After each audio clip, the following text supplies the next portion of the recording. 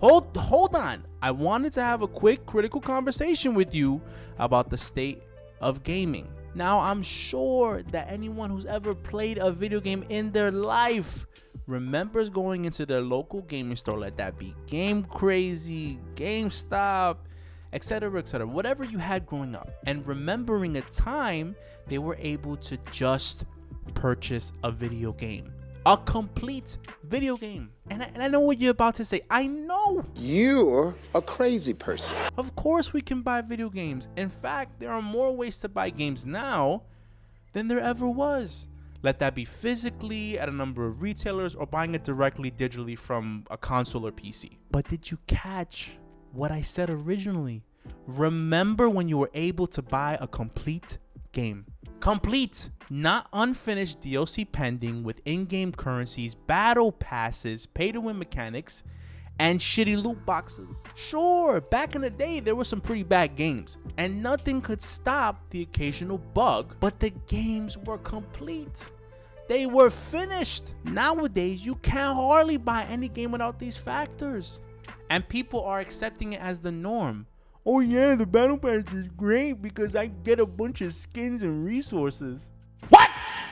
You know, they say you never truly know you're in the good old days until they're gone.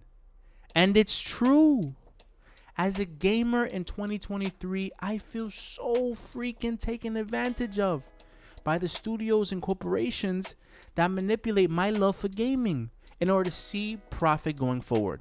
Man, that sucks! Why? And I think a lot of us are realizing that gaming has stopped feeling like an art form, like a pastime, a way to escape into beautiful worlds, and more like a fucking chore. However, I say this in light of hope on the horizon, because games like Elden Ring, like Tears of the Kingdom, and the most recent and most famous right now, Baldur's Gate 3, are changing the status quo.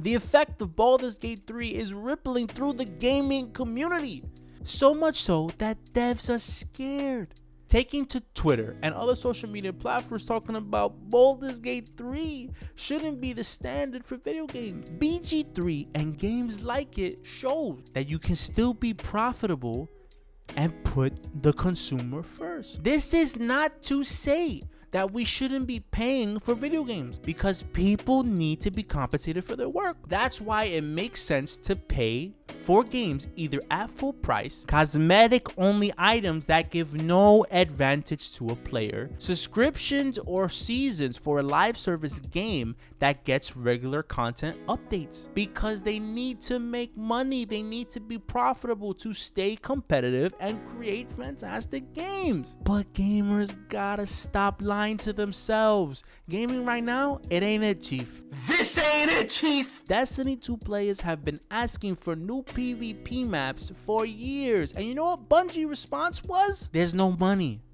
Bungie, where's the hundreds of dollars I've given to Destiny 2 for expansions, for seasons? Come on, Mongo. Another perfect example is Rockstar releasing RDR at $50 for a last-gen console and Switch, with no apparent upgrades, online features, or improvements whatsoever. It's unacceptable, and at this rate, we're gonna get GTA 6 Part 1 Season 1 with the Shark Card Battle Pass in early access 5 years from now. Look, long story short, gamers should be questioning the state of gaming, because it's nuts, and it took a game like BG3 to really show just how crazy things are, but also how great it could potentially be.